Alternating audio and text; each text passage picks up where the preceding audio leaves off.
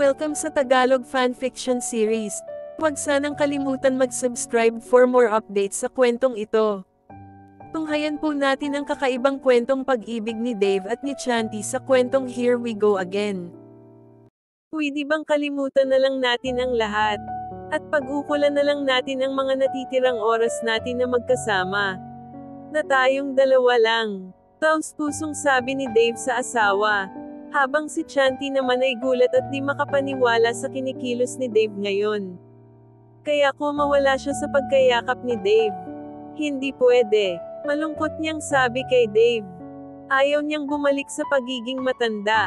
Ngayon pang napagpasyahan niyang mamuhay ng mag-isa at makalaya sa matagal na niyang gustong talikuran noon. Ayaw niyang sirain ni Dave ang napagpasyahan na niya. Ayaw kong mamuhay kasama mo. Malungkot niyang sabi at tumakbo palayo kay Dave. Habang si Dave ay naiwang masama ang loob. Hindi niya alam kung saan nagsimula ang di nila pagkakaintindihan na dalawa. Saan nga ba nagsimula ang lahat? 60 years ago. Kararating lang ni Dave mula sa business trip niya nang salubungin siya ng isa sa trabahador nila. Sinabi niya kay Dave na nilipat na ang mga gamit niya sa kwarto ng asawa niyang si Chanty. Dahil sa utos ng kanyang lolo. Isang buwan na kasi kayong kasal. Pero hindi pa rin daw kayo nagtatabing matulog ni Miss Chanty. Kaya kung ayaw nyo daw pong lumipat, ay sa garden na lang daw nyo ilipat ang mga gamit nyo at doon manirahan. Pagpapaliwanag ng trabahador kay Dave. Nainis naman si Dave sa lolo niya. Ang mga nagdaang araw ay nawala ang pagsisisi at puot ni Dave sa kasal nila. Ngunit ang pride nilang dalawa ang humaharang na magkalapit sila. Pasalamat siya dahil pumayag akong magpakasal kahit di ko gusto. Dapat din na niya pinapakialaman kung saan ko gustong matulog. Si Lolo talaga. Inis na pagmamaktol ni Dave sa isip niya. Kaya pumunta siya sa kwarto ng lolo niya. Pero wala siyang nadatnan. Dahil pumunta daw ito sa lugar ng kapatid niya. Panigurado niyang tumakas ang lolo niya para di siya makausap. Nagalit ako sa pagpilit sa akin ni Lolo na magpakasal. Kaya pinagwalang bahala ko si Chanty at iniwasan. Pero bahagya lang kami nagkikita. Baka siguro ito ang tamang panahon para kilalanin ang isa't isa. Sabi ni Dave sa isip niya. Habang palabas na siya sa bahay ay nakita niya si Chanty. Nagtama ang mga mata nila. Ngunit umiwas ng tingin si Chanty at tinalikuran ito. Hindi dapat sila ganito habang buhay ni Chanty. Kaya lang hindi alam ni Dave kung saan siya magsisimulang soy-oy ng asawa. Sa palagay niya ay mabait naman ang asawa niya. At mukhang tahimik din. Wala talaga siyang alam sa asawa nito. Naggising na lang siya sa pag-iisip kay Chanty. Nang tawagin siya ng ate niyang si Rina kasama si Divina. Walang ekspresyon ang mukha ni Dave nang batiin ang dalawa at umalis na ito. Mukhang hindi masaya si Dave na makita ako. Malungkot na sabi ni Divina. Ayaw lang niyang pag-usapan kayong dalawa. Napaka-old-fashioned niya talaga. Huwag kang mag-alala. Malapit nang mapatalsik si Chanty bilang asawa ni Dave. Paliwanag ni Rina sa kaibigan kaya nagtaka naman si Divina. Isang buwan na silang kasal. Pero pareho nilang iniiwasan ang isa't isa. Kaya kahit si Mama ay suko na sa pagkumbinsi sa kanilang dalawa. At saka pinakasalan niya ang kapatid ko dahil sa pera. Inis na sabi ni Rina. Tahimik lang si Divina habang nakikinig sa kaibigan. Pero ang totoo niya nababahala siya na baka mahulog ang loob ni Dave sa babaeng iyon. At ayaw niyang mangyari iyon. At sa garden naman ay pinapakain ni Chanty ang mga alaga nilang aso. At napansin niya ang tahimik na aso. Siya lang ang hindi kumakain. At bukod sa siya lang ang maitim ang kulay ay maliit din siya kumpara sa dalawang aso. Naawa siya sa aso, kaya hinipon niya ang ulo nito. Bakit ayaw mong kumain? Gusto mo ihiwalay ko yung sayo. Ang bait naman. Kumuha siya ng lagayan ng kakainin ng aso at pinakain din ito. Ang liit mo naman, Blackie. Max ang pangalan niya. Biglang sabi ni Dave at nagulat naman. Si Chanty sa kanya, hindi niya ito inaasahan na andun siya sa likod niya. Puppy pa siya kaya ganyan siya kaliit. Pero pag lumaki yan ay kasing laki mo siya. Mga dog guards ang mga yan kaya mababanggas sila. Hindi ko akalain na kaya mo silang paamuhin. Paliwanag ni Dave. Ngunit parang walang narinig si Chanti dahil Blackie pa rin ang tawag niya sa aso. Kaya medyo nairita si Dave. Iniiwasan ba niya ito? Hoy, kinakausap kita. Ako ba ang kinakausap mo? Akala ko kasi invisible ako sa'yo. Nagulat si Dave sa inasal ni Chanti. Mukhang nagkakamali siya sa pag-uugali ng asawa. Akala niya mabait at tahimik siya. Pero mapang-asar din pala ito. Kaya naiinteresado si Dave sa kanya. Aalis na sana si Chanti nang harangin siya ni Dave. Pag minamalas ka naman. Alam mo bang gusto ni Lolo na mag-share na tayo ng kwarto ngayon? Parang hindi tuloy ako makapaghintay mamayang gabi, mahal. Pag-asar niyang sabi kay Chanti, kaya nagagalak si Dave dahil sa nagtagumpay siyang asarin ng asawa. Anong sabi mo? Hindi ako papayag. Tarantang sagot ni Chanti. Matagal na siyang ini-ignore ni Dave tapos ngayon gusto niyang may mangyari sa kanilang dalawa. Hindi na tuloy siya mapakali. Nang biglang may tumawag kay Chanti, na mga bagong dating na mga trabahador nila. Ikaw ba iyan, Chanti? Ako ito, si Donnie. Lumapit siya kay Donnie.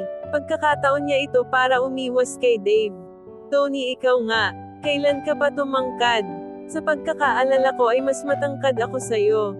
Siyempre 12 taon pa tayo noon. Tagal nating hindi nagkita. Masayang nagkukwentuhan ang dalawa. At mukhang hindi iyon nagugustuhan ni Dave. Hindi man niya kayang tanggapin ay parang nagseselos siya. Andito ka rin ba para magtrabaho? Tanong niya kay Chanti. Hindi, dito na ako nakatira mula nang ikasal ako. Sagot na sabi ni Chanti na kinagulat naman ng kaibigan. Ano? Kinasal ka na pala? Kanino? Gulat pa rin na tanong ni Donnie kay Chanti. Ako ang asawa niya, sino ka ba? Biglang sabi ni Dave. At humarang siya sa pagitan nilang dalawa at kinagulat ito ni Chanti. Siya nga ang asawa ko, pero hindi na ituloy ni Chanti ang sasabihin. Dahil sa may tumawag kay Donnie para magsimula ng magtrabaho. At nakita ng trabahador si Dave. Kaya binati niya ito. Kaya doon nalaman ni Donnie na ang nakapang-asawa kay Chanti ay ang tagapagmana ng pagtatrabahuhan niya. Nakatingin pa rin siya sa dalawa. Habang papalayo na magkasama. At nalaman din niyang hindi magkasundo ang dalawa. Dahil pareho silang pinilit ikasal. Kaya medyo naawa siya sa kaibigan. Kababata ko siya. Hindi ka dapat umasal ng ganun sa kanya. Galit na sabi ni Chanti. Ano naman kung kaibigan mo siya? Isa lang siyang hamak na trabahador. Iritang sagot ni Dave kaya nagalit si Chanti. Siya at ang pamilya niya ang tumulong at nagpakain sa amin nung namatay ang itay ko. Kaya wag mong insultuhin ang taong gaya niya na nagtatrabaho ng husto. Dahil ni minsan hindi ka nakaranas na magutom. Kaya hindi mo naiintindihan. Maiyak-iyak na sabi ni Chanti. Kaya nakonsensya naman si Dave sa inasal niya. Tama si Chanti, hindi nga siya nakaranas na magutom. Nagawa lang niya iyon dahil nakaramdam siya ng kaunting selos. Patawarin mo ako, hindi ko intensyon na insultuhin siya. Hindi ko lang nagustuhan ang bigla niyang pagdating habang nag-uusap tayo. Nakaramdam ako ng inis, paliwanag niyang sabi at hindi iyon inaasahan ni Chanti na hihingi ng tawad ang asawa niya. At least alam niya kung paano humingi ng tawad at magpakatotoo. Ang akala niya kay Dave ay isang mayamang makasarili lang. Mali pala siya, kaya napanatag ang loob niya. Nang biglang tawagin ng ina ni Dave si Chanti, para magpatulong na maghanda ng hapunan.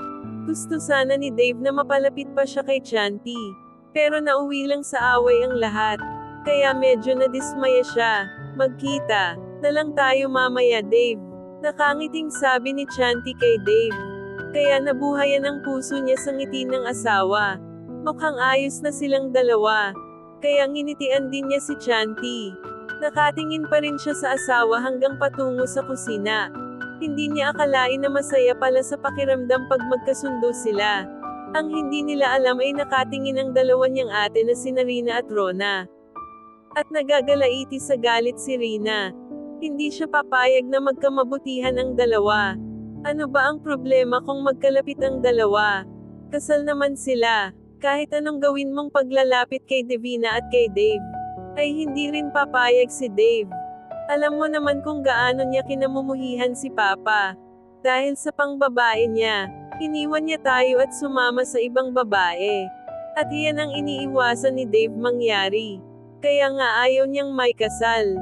Buti at napapayag siya ni Lolo. Kaya hayaan mo na ang dalawa. Dahil hinding-hindi bibitawan ni Dave si Chanti. Hihiwalayan lang niya si Chanti kung si Chanti ang lalayo. Tamad na sabi ni Rona sa kapatid niyang si Rina. At umalis na ito. Ayaw niyang sumama sa binabalak ng kapatid. Sa isip ni Rona ay kung hindi hihiwalayan ni Dave si Chanti, ay gagawa pa rin sila ng paraan ni Divina para si Chanti na ang lumayo. Nang gabi na ay hinanda ni Chanti ang tutulugan nila ni Dave. Nakakaramdam siya ng kaba. Dahil first time nilang magsama sa iisang kwarto. Kaya namumula tuloy ang mga pisingin niya. Napansin niyang hindi pa dumating si Dave. Baka hindi siguro siya matutulog dito.